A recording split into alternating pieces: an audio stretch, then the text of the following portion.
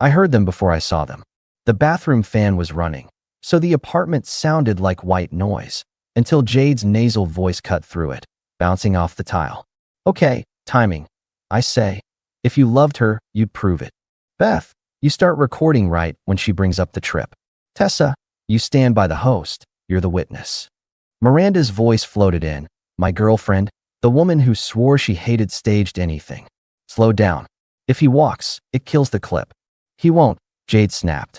Men don't walk from a public final notice. He'll panic. You'll get the big gesture. Beth chimed in, polite and efficient, like she was scheduling a work meeting. Lines again. Miranda. Miranda sighed, then did the rehearsal. I just can't do this if I'm the only one trying. I need you to show up for me. If that's too much, maybe this isn't it. Jade. And you start to cry right there. Not sobbing, just a couple tears. Tessa angles from the side. Phone low. Beth. And I'll cue Jade when to say it. 3 minutes after you start. We want the arc. I looked at my shaved face in the bathroom mirror and set the towel on the rack. Cold tile under bare feet, toothbrush in hand. I wasn't the emotional type, but hearing your relationship staged like a sales pitch does something to a man. You stop feeling and start inventorying facts. Jade again. He fights for you. You get the trip, the upgrade, maybe a ring. He freezes. You walk, control the story. Easy. Miranda didn't laugh. She whispered, this scares me. Beth's voice turned warm. We got you. Their voices drifted down, then the dryer door thumped shut. I rinsed, folded the towel the way she liked it, opened the door, and walked out like I'd heard nothing. Jade's bare feet were on the ottoman. Beth had her planner open. Tessa examined her nails. Miranda stood by the kitchen island, chin tucked, watching me the way a kid watches a security camera. Morning, I told the room. Coffee's still warm if you want it. Jade smirked. He's being cute. Beth's phone lit up with a reminder. Tessa gave me a tight smile and scooped her tote. I kissed Miranda's cheek. She let me, which told me all I needed. I smelled hairspray and something fake vanilla. She asked, quiet, you good? I'm fine. We have the rooftop tonight, Beth called from the door. 7. Dress nice. Sure, I said. If I'd known where this was headed, I'd have ordered a helmet. They thought I meant the crowd or the music. I meant something else entirely. By noon, the apartment had that hollow echo places get after company leaves. Miranda was at the counter, tapping through her phone. I poured a second coffee and took the stool across from her. She didn't look up. So you're wearing the blue shirt? Probably. You could try something sharper, like a Kevlar vest. Her eyes flicked to mine, then back to the phone. Funny. It's a nice venue. People dress up. I'll be presentable, I told her. And let's clear a few things. We take separate cars. We arrive and leave on our own timelines. I'm not holding a camera. I'm not in anyone else's. And we'll be there 1 hour. Tops. Her thumbs froze. She blinked. What? You heard me. So now you make rules for my friend's event? I'm making rules for myself, I said. 1 hour. Separate cars. No filming me. If phones go up, I go down the elevator. She stared at me like I'd switched languages.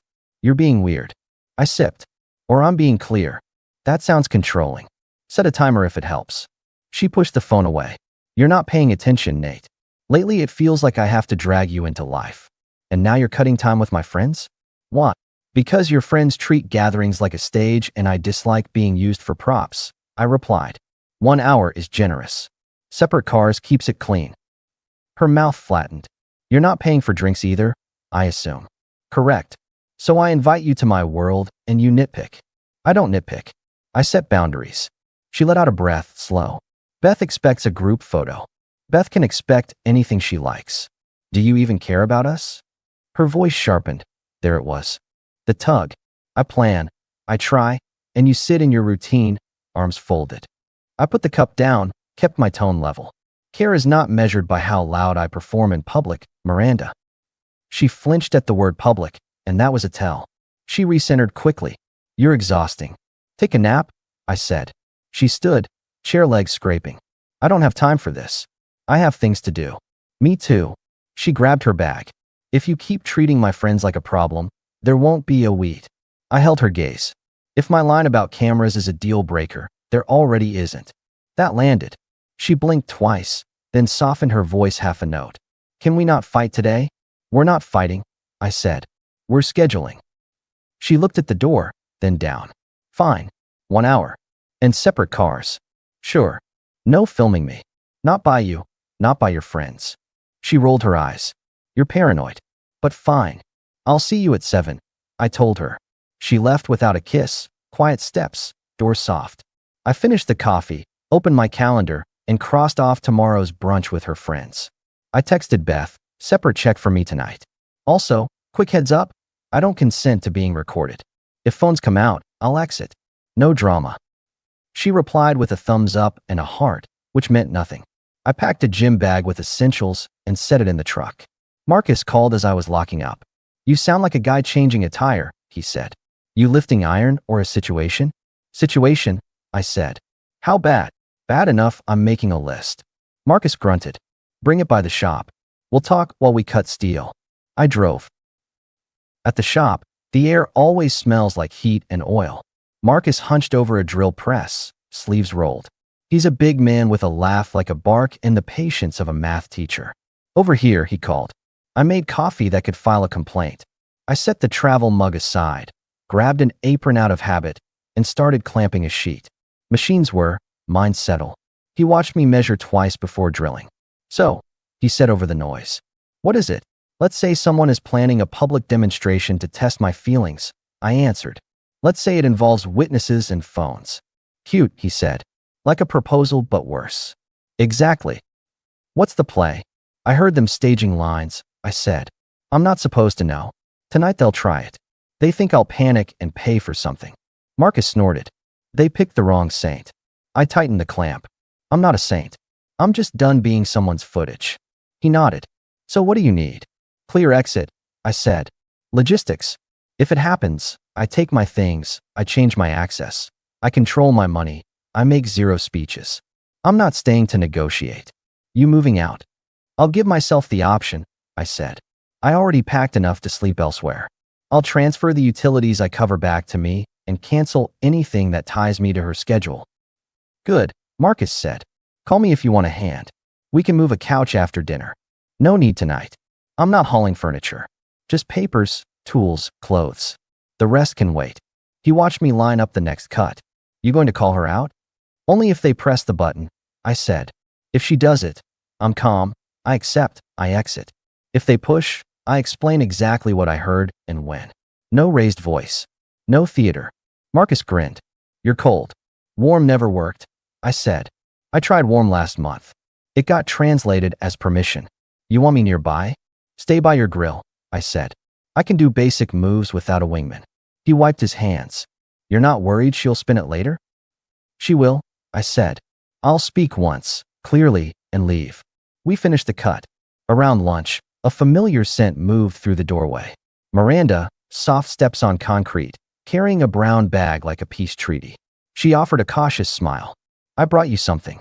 Marcus shot me a look and retreated to the back like a man who understands when to be furniture. Miranda set the bag on the workbench. It's the sandwich you like, she said. I know you forget to eat when you're buried in projects. I leaned on the bench. Appreciated. I was abrupt earlier, she said. I want a night to be fun. Fun is a strong word. She tried to laugh. Pleasant, at least. What changed between you're exhausting and let's be pleasant? She fidgeted with a loose thread on her sleeve. I don't like when we feel off. It rattles me. Then don't rattle us, I said. She nodded, eyes shining a little too quick. For what it's worth, I told the girls to leave the heavy talk for another day. We can just hang. Good, I said, and let it sit. She glanced at the shop floor. The place looks intense. You sure you're okay? I'm fine. She reached into her tote to pull out napkins, and a small foldable tripod clinked against a water bottle. She froze half a second, then palmed it deeper like she was moving a pen. New hobby? I asked mild. Oh, she said too quickly. Tessa asked me to hold something for her. I nodded.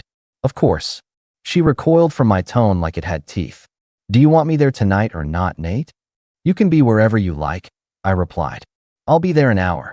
She took a breath, forced a smile. I'll see you at 7. Drive safe. She left behind the sandwich and a scent of carefully staged calm.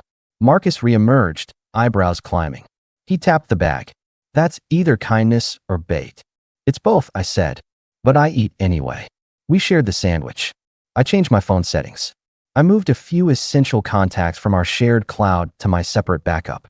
I also moved the envelope of cash I kept in our safe into my inner jacket pocket. Not because I was hiding, but because I was done being surprised. Before closing up, I texted Roy, the bartender who runs the rooftop as tight as a ship. Put my tabs separate. Heads up, I'm not in the mood for surprise videos. He responded with a single thumbs up, and it got you. The rooftop always pulls the same crowd, everyone pretending they're not watching everyone else. The elevator doors opened to fairy lights, music, and a wind that smelled like rain had second thoughts. Beth waved the moment I stepped out. She had a dress that said, "Responsible with plans to become irresponsible." Jade stood next to her in a color people choose when they want to be noticed. Tessa hovered, phone in her palm like an extra finger. Miranda's posture was perfect, chin up, smile light. She looked like someone who had rehearsed her own face. Finally, Jade announced, loud enough for the nearest tables to hear. We were placing bets. On what? I replied. On whether you'd show it all. Always nice to walk into faith, I said. Beth leaned in for a cheek kiss, then glanced behind me. Just you. Separate cars, I said. We have different bedtimes. Beth's smile stiffened. Tessa lifted her phone and then set it down quick, a reflex interrupted. Roy popped up like he can smell tension. Beer. Water to start, I told him. And my tab stands alone. Already set, he said, and slipped away. We took a corner high top. The lights of the city made everyone look like a better version of themselves, for a minute at least. Jade tapped her nails on the table. Tessa watched the door. Beth told a quick story about her manager. Miranda laughed in the right places, hand on my forearm a second too long, then gone, calculated. Small talk died fast. It always does when a group is waiting for their planned event. I took in the angles. Beth's toed under the stool, half open. Tessa's camera app preloaded but dim. Jade's phone set inside a highball glass, lens aimed outward, pretending to be a coaster. And Miranda, checking the time on her screen, as if there were a script. The first drinks came. A trio of women I didn't know drifted close, then pretended to look at the skyline. Witnesses. Jade straightened. Miranda placed her glass down with care, and I could hear the switch flip inside her. I need to bring something up, she said, just loud enough to carry. Do you? I replied. We've been in a loop, she began, her voice quivering one notch. And I can't be the only one trying to make this work. Jade glanced at Beth. Beth gave a tiny nod. Tessa's thumb hovered above the screen. I looked at Miranda and let my face be what it was, neutral, not unkind, not eager. She pressed on. I show up for you, Nate. I invite you into my life. I make time, and you keep walls up. It feels like you're not willing to step up. It hurts. I hear you, I said. Jade jumped into her line like she'd won a raffle. If you loved her, you'd prove it. Right now? Not tomorrow. Not after thinking. Right now. Tessa's phone, I swear, twitched. Miranda's lip trembled, exactly like she'd practiced. I'm just asking for something. Effort. A sign. You want a sign? I said. Okay. She blinked hopefully. I sign off, I told her. The table froze. The city kept moving. Roy poured a drink down the bar with the calm of a man who's seen every format of human drama. What? Miranda whispered. You're asking for a public demonstration, I said. You're asking me to panic, to pay, to compete with a camera. That's not love, Miranda. That's a stage. I don't audition. Jade scoffed. He's dodging. No, I answered, eyes on Miranda. You rehearsed this. You planned witnesses. You put phones on the table. I heard it all in our living room this morning. The lines, the timing, even the part where I'm supposed to buy my way back into your good graces. You picked the wrong man to treat like a project. Beth's face drained. Tessa's thumb fell. Jade went pale, then red, then masked it with a laugh. You're paranoid. Miranda, I said, still only watching her. If you want out, take it. You don't need to manufacture a cold open. Say it plainly, and I'll make it easy. She stared at me, shock giving way to calculation. This is not what I meant. I accept, I replied. No scene. No debate. We're done. People around us were trying not to stare. That's the thing about public drama. It eats the air. Roy took 2 steps closer, slow, like a referee who doesn't need to blow the whistle yet. Miranda reached out toward me, half a move, then pulled back. Nate, You're twisting. You staged a test, I said. You wanted to force a gesture you could clip and keep. You can have the moment. It just won't be the one you planned. I took my wallet, set my part of the tab in cash. Roy, we're square. We're square, he said, voice low. I stood. Chair legs scraped. The small kind of thunder people never forget. I looked at Miranda one last time. Not angry, just finished. I meant what I said earlier today. If phones go up, I go down the elevator. Now I'm adding one thing.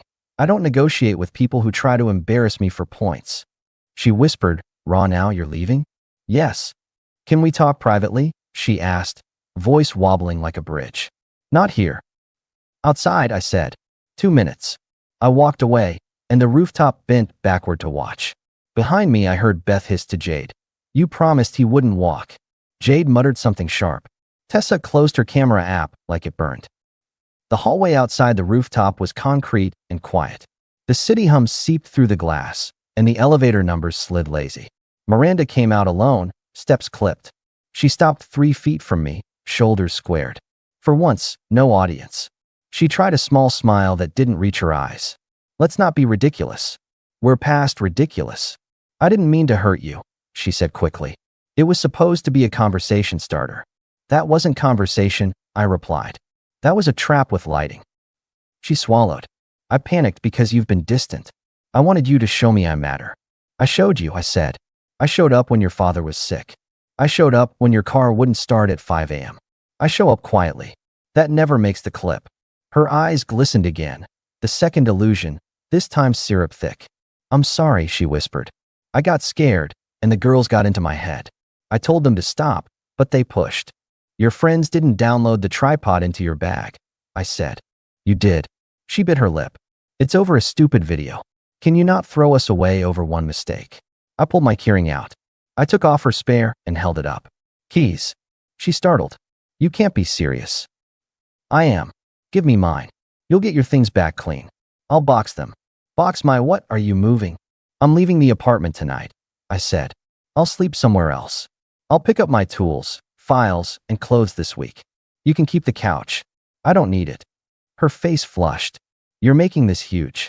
Nobody leaves over a spat. Spats don't involve ring lights, I said. The elevator dinged. Roy stepped out, then paused when he saw us, pretending to check a light fixture. He's good at being a human camera that chooses not to record. Miranda glanced at him, then leaned in, voice softer than I'd heard in weeks. Please don't do this. I'll delete everything. I'll tell them to back off. You'll what? I'll take the trip off the table. I'll stop pushing. Just don't walk. That's not how this works, I said. You don't get to gamble respect and then bet my patience to cover losses. Her mouth hardened. So what, you win? You get to make me look awful in front of everyone. I didn't tell anyone what you did, I replied. You did, by inviting half the room to watch you try to make me earn you. She laughed once, empty. You're unbelievable. I'm consistent, I said. I told you an hour. I told you no cameras. I told you separate checks. You pushed anyway. I was trying to keep us alive. You were trying to win me like a contest. Roy finally spoke, gentle but firm. Phones were up, Miranda? He called it before he walked in. She flinched at that. She dug in her purse, pulled out my spare key with a frustrated yank, and pressed it into my palm. You're not the only one who can leave. I know. I'm not chasing, she said. You just did, I answered. She looked at my face, searching for a door that wasn't there. When she found none, she turned, squared her shoulders, and walked back to the party. Roy watched her go, then glanced at me. You good? He asked. I'm in motion. You want me to run interference if they follow you? No need. He nodded. For what it's worth, you did the clean version. I know only one way, I said. I took the stairs down slow. On the second landing, my phone buzzed. Marcus, well? I texted back. It broke. I'll be by in 20 to grab the spare dolly. He replied with a thumbs up and a knew it. I didn't go home for a scene. I went home to work.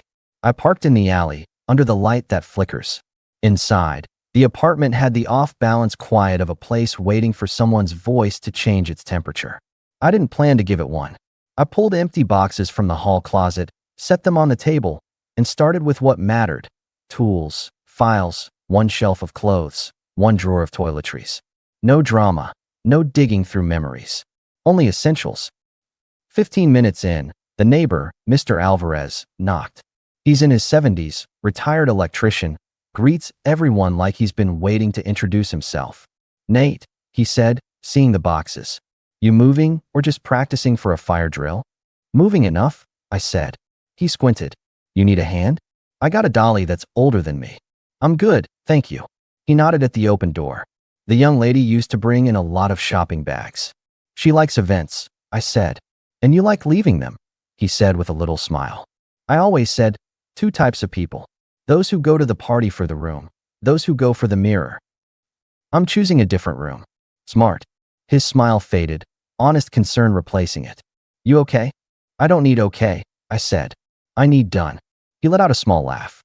"That's a new one. Good luck, son." He left me to it. I labeled each box like I label everything. I took my passports, my insurance folder, the spare checkbook, and the envelope I usually leave in the safe. I took the photos I liked because they were honest. No angles, no poses, just two people laughing at something off camera. Those are rare, and they hurt the most when you realize what they didn't capture. At 9:30, the front door opened. Miranda stepped in, heels in her hand, mascara neat. That told me she'd stopped in the bathroom upstairs to make her face say fine for the hallway. She looked at the boxes. "So you're serious?" "I am." She dropped her keys in the bowl with a sharp clink. "This is pathetic." "You plan to humiliate me in public," I said. "Packing quietly is the opposite of pathetic. You're overreacting." "I'm reacting exactly to scale." She threw her toad on the counter. "What do you want? An apology?" "Fine. I'm sorry. I was wrong." "Happy." "I don't need you to say the word," I answered. "I needed you not to do the thing." "What if I tell everyone it was a misunderstanding?" she said, desperate speed creeping in. "What if I delete the group chat?" "I don't need you to rewrite it. I need you away from me." She folded her arms, chin jutting. "You act like you're above drama, but you love this. You love feeling like the rational one while I look unhinged." "I don't love any of this," I said. "I love respect. I go where it lives." "You will miss me," she warned low. "I'll miss who I thought you were," I said. "Not this." She moved closer, less performance now, more raw bargaining. We were talking about moving in together deeper. We were talking about holidays, plans. "You're walking away from all of that because of one bad night." "This wasn't one night," I said.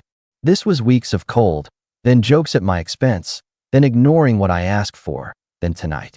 "It's a line, not a dot." "You're so clinical," she spat. "I'm precise," I said. She looked at the boxes again, at the empty space on the shelf where my files had Saturday. "Where are you going?" "Temporary place over the shop," I said. "Then we'll see." She shook her head. "I told you I would delete it." "That doesn't unstage it." "I can fix this," she insisted. "Just tell me what to do." "Stop playing games," I said. "But I'm not staying to watch." The hallway light flickered again.